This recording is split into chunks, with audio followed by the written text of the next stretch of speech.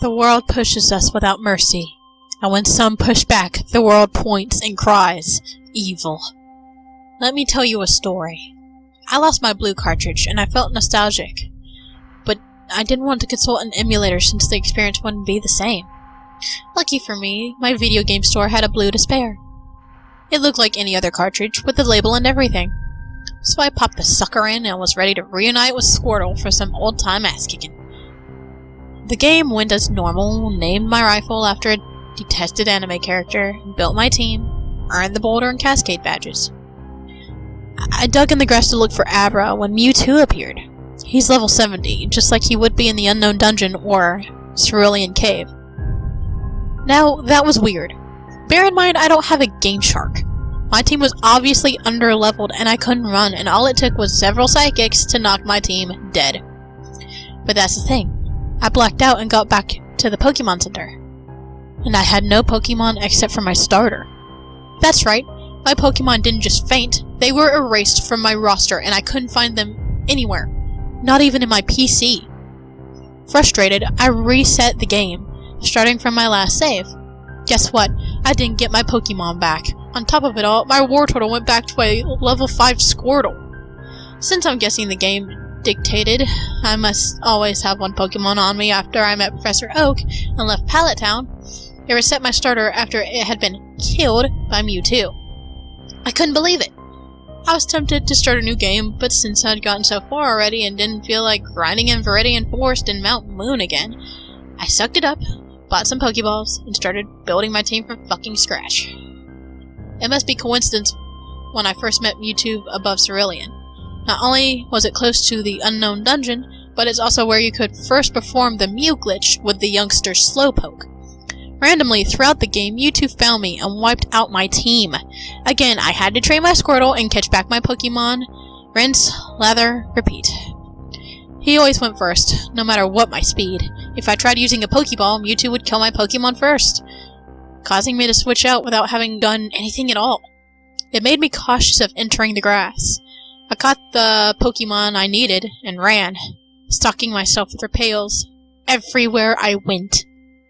Maybe it was useless against an overpowered Mewtwo, but at least it got me through Pokemon-infested areas faster. I learned to dread the wild battle theme and the idea of the screen crisscrossing to black. When I got to Lavender Town, the start menu loaded on its own. The Mew glitch happened without me doing anything. Due to my paranoia, I always carried balls on me, so I managed to catch it without a sweat. Okay, I actually was sweating that time. Later, when I started a new game and tested what happened if you fainted Mew instead of catching it, it'd be right there. No ifs, ands, or buts. Mew will absolutely not go away unless you catch it. Another odd thing about Mew. Like your starter, Mewtwo cannot erase it from your party, but instead of going back to level 5, Mew will be at the exact level you raised it to. Good for me, since grinding gets damn tedious without a partner to bait and switch with. I beat the Elite Four. Now it was on. I got tired of Mewtwo stalking me, and I was going to make him my bitch. Up until this point, I haven't been able to try using a Master Ball on him, since he always attacked my Pokemon first. But on the final floor, the final showdown, I finally had a chance to fight back. Depending on what I did, the ending changed. 1. If I use the Master Ball, Mewtwo will force himself to be the first Pokemon in my lineup. In battle, he'd act exactly as a Pokemon would if you didn't have all the badges, with a twist. Instead of randomly using a different move on the Pokemon Mewtwo instead used Swift, he'd use them on the other members of my party. Mewtwo instead used Swift on Blastoise. The only option on the window was Fight, and the only move my team had was Struggle. Not only would he take out my opponent, he'd set up the ultimate middle finger on me, as I could do nothing but watch Mewtwo destroy everything I had. When Mewtwo finished slaughtering my Pokemon, my Mew automatically popped out of its ball and challenged him. When Mew or Mewtwo were down to a sliver of HP, Mew used Explosion, which I had never taught, knocking each other out. After it said Mew and Mewtwo fainted, the game blacked out of battle, and stuck there. No buttons worked. I restarted and my file was still there. Still in shock, I avoided my cartridge for a long time before I was brave enough to try again. 2. A battle to the death. Instead of struggling, my Pokemon retained all their moves, and the battle went as normally it should. Any Pokemon I lost in the fight couldn't be brought back, but I at least was high enough level for most of my team to survive. With Mewtwo gone, the game went back to normal. I still had Mew. I still had my starter. I played for hours and Mewtwo never showed up in the grass or caves again. I minded my own business, yet all I could do was think, what the heck was that about? 3. What would happen if I don't attack Mewtwo? Crazy enough, but I got curious enough to test it. I used healing items, defensive moves, tried escaping, let my Pokemon faint. I didn't lay a finger on the guy. When my last Pokemon fell to 1 HP, the music disappeared, but not the sound effects. A ... box appeared, like when a gym leader talks to you after a battle. I pressed A.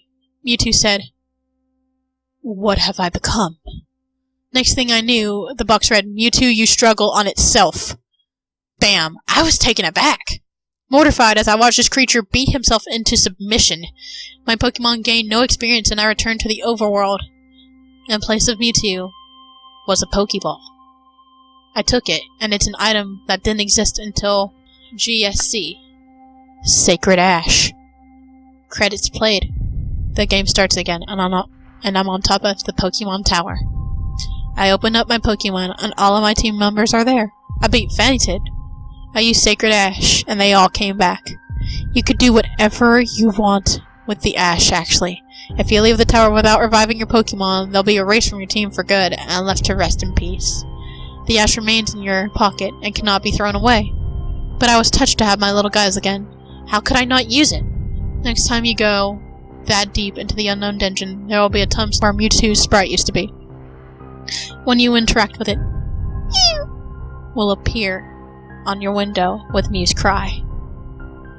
Everyone remembers Mewtwo from RBY days.